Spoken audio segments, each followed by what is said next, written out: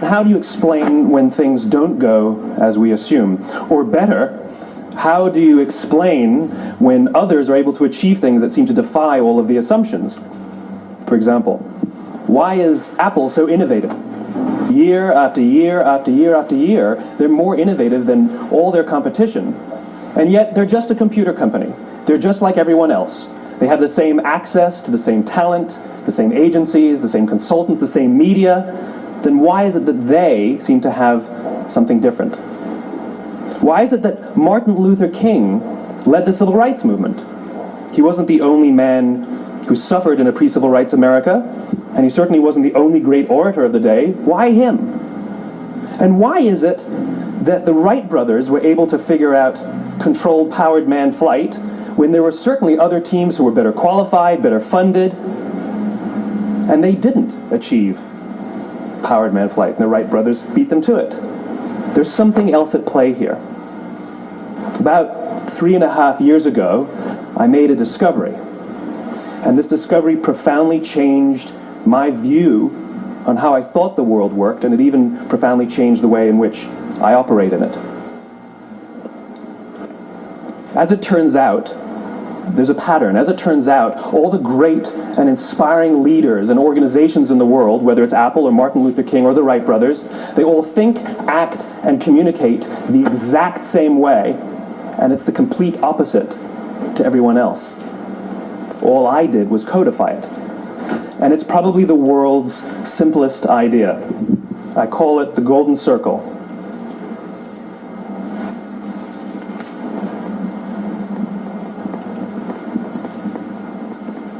Why, how, what? This little idea explains why some organizations and some leaders are able to inspire where others aren't. Let me define the terms really quickly. Every single person, every single organization on the planet knows what they do, 100%. Some know how they do it, whether you call it your differentiating value proposition or your proprietary process or your USP. But very, very few people or organizations know why they do what they do. And by why, I don't mean to make a profit. That's a result. It's always a result. By why, I mean what's your purpose? What's your cause? What's your belief?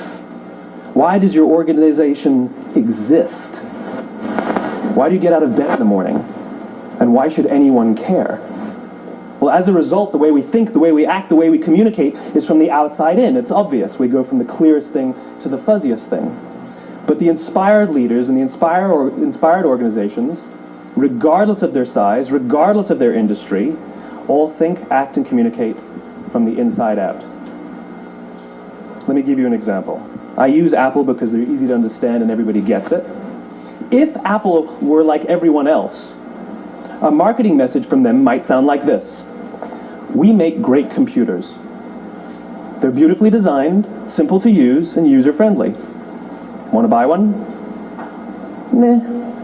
And that's how most of us communicate. That's how most marketing is done, that's how most sales is done, and that's how most of us communicate interpersonally. We say what we do, we say how we're different or how we better, and we expect some sort of behavior, a purchase, a vote, something like that. Here's our new law firm. We have the best lawyers with the biggest clients. We have, we always perform for our clients, do business with us. Here's our new car. It gets great gas mileage. It has, leather seats. Buy our car. But it's uninspiring. Here's how Apple actually communicates. Everything we do, we believe in challenging the status quo. We believe in thinking differently. The way we challenge the status quo is by making our products beautifully designed, simple to use, and user-friendly. We just happen to make great computers. Want to buy one? Totally different, right? You're ready to buy a computer from me. All I did was reverse the order of the information. What it proves to us is that people don't buy what you do, people buy why you do it. People don't buy what you do, they buy why you do it. This explains why every single person in this room is perfectly comfortable buying a computer from Apple. But we're also perfectly comfortable buying an MP3 player from Apple, or a phone from Apple, or a DVR from Apple. But as I said before, Apple's just a computer company. There's nothing that distinguishes them structurally from any of their competitors. Their competitors are all equally qualified to make all of these products. In fact, they tried.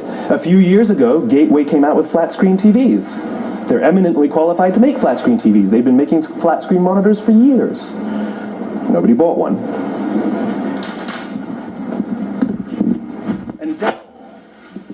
Dell came out with MP3 players and PDAs. And they make great quality products, and they can make perfectly well-designed products, and nobody bought one. In fact, talking about it now, we can't even imagine buying an MP3 player from Dell. Why would you buy an MP3 player from a computer company? But we do it every day. People don't buy what you do, they buy why you do it. The goal is not to do business with everybody who needs what you have. The goal is to do business with people who believe what you believe. Here's the best part. None of what I'm telling you is my opinion. It's all grounded in the tenets of biology, not psychology, biology. If you look at a cross-section of the human brain, looking from the top down, what you see is the human brain is actually broken into three major components that correlate perfectly with the golden circle. Our newest brain, our Homo sapien brain, our neocortex, corresponds with the what level. The neocortex is responsible for all of our rational and analytical thought and language. The middle two sections make up our limbic brains, and our limbic brains are responsible for all of our feelings, like trust and loyalty. It's also responsible for all human behavior, all decision-making, and it has no capacity for language. In other words, when we communicate from the outside in, yes, people can understand vast amounts of complicated information like features and benefits and facts and figures. It just doesn't drive behavior. When we communicate from the inside out, we're talking directly to the part of the brain that controls behavior, and then we allow people to rationalize it with the tangible things we say and do. This is where gut decisions come from. You know, sometimes you can give somebody all the facts and your figures and they say, I know what all the facts and details say, but it just doesn't feel right. Why would we use that verb? It doesn't feel right. Because the part of the brain that controls decision-making doesn't control language. And the best we can muster up is, I don't know, it just doesn't feel right. Or sometimes you say you're leading with your heart or you're leading with your soul. Well, I hate to break it to you, those aren't other body parts controlling your behavior. It's all happening here in your limbic brain, the part of the brain that controls decision-making and not language. But if you don't know why you do what you do, and people respond to why you do what you do, then how will you ever get people to vote for you or buy something from you, or more importantly, be loyal and want to be a part of what it is that you do? Again, the goal is not just to sell people who need what you have. The goal is to sell to people who believe what you believe. The goal is not just to hire people who need a job. It's to hire people who believe what you believe. I always say that, you know, if you hire people just because they can do a job, they'll work for your money. But if you hire people who believe what you believe, they work for you with blood and sweat and tears. And nowhere else is there a better example of this than with the Wright brothers. Most people don't know about Samuel Pierpont Langley. And back in the early 20th century, the pursuit of powered manned flight was like the dot-com of the day. Everybody was trying it. And Samuel Pierpont Langley had what we assume to be the recipe for success. I mean, even now, you ask people, why did your product or why did your company fail? And people always give you the same permutation of the same three things. Undercapitalized, the wrong people, bad market conditions. It's always the same three things. So let's explore that. Samuel Pierpont Langley was given $50,000 by the War Department to figure out this flying machine. Money was no problem. He held a seat at Harvard and worked at the Smithsonian and was extremely well connected. He knew all the big minds of the day. He hired the best minds money could find, and the market conditions were fantastic. The New York Times followed him around everywhere, and everyone was rooting for Langley. And how come we've never heard of Samuel Pierpont Langley? A few hundred miles away in Dayton, Ohio, Orville and Wilbur Wright. They had none of what we consider to be the recipe for success. They had no money. They paid for their dream with the proceeds from their bicycle shop. Not a single person on the Wright brothers' team had a college education, not even Orville or Wilbur. And the New York Times followed them around nowhere. The difference was Orville and Wilbur were driven by a cause, by a purpose, by a belief. They believed that if they could figure out this flying machine, it'll change the course of the world. Samuel Pierpont Langley was different. He wanted to be rich, and he wanted to be famous. He was in pursuit of the result. He was in pursuit of the riches. And lo and behold, look what happened.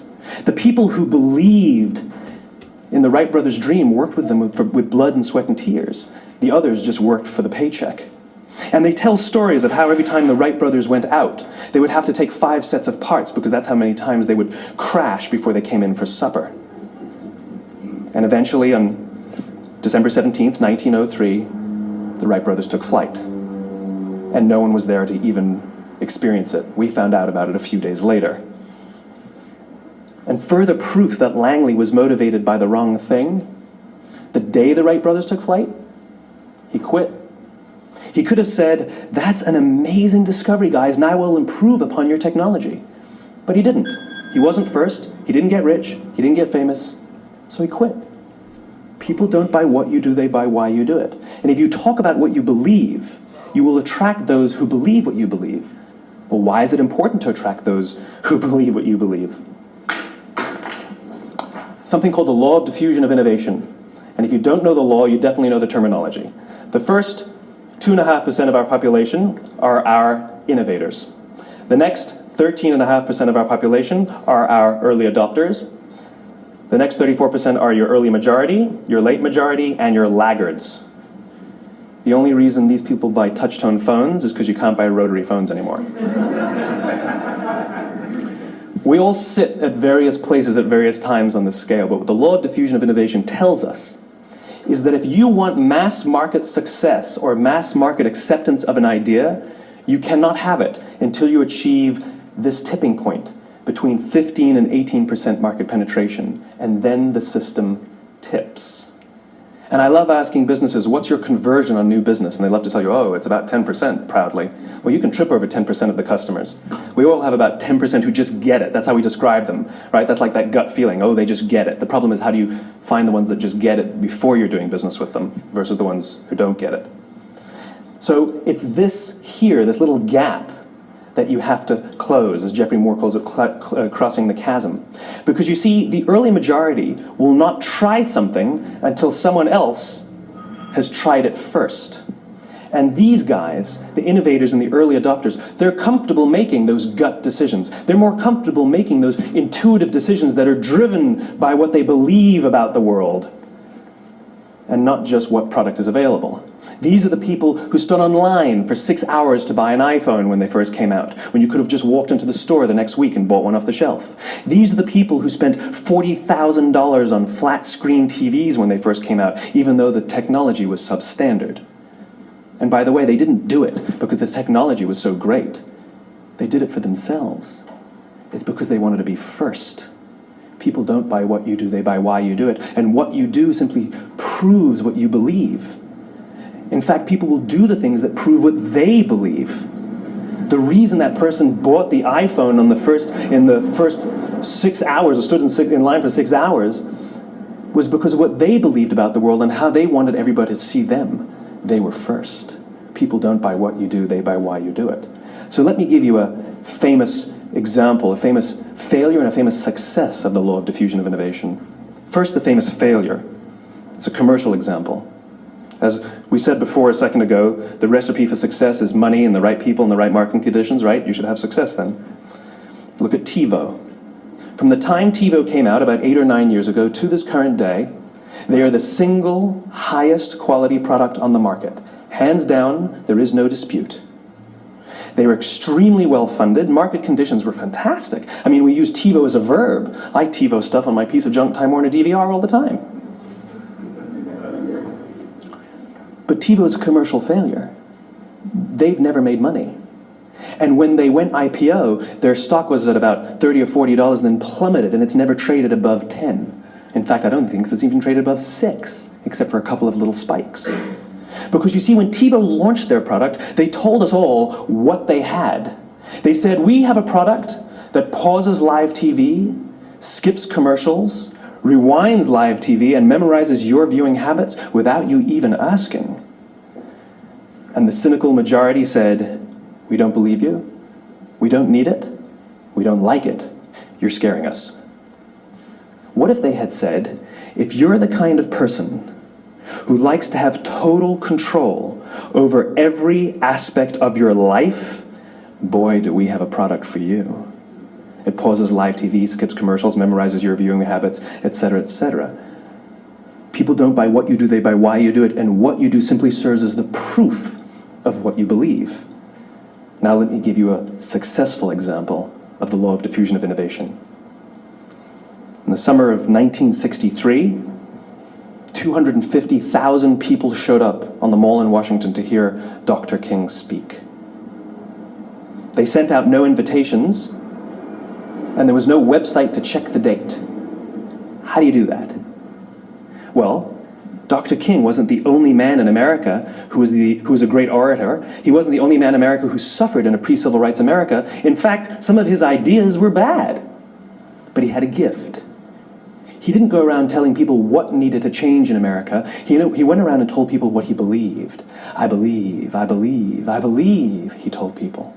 And people who believed what he believed took his cause and they made it their own, and they told people. And some of those people created structures to get the word out to even more people. And lo and behold, 250,000 people showed up on the right day, on the right time, to hear him speak.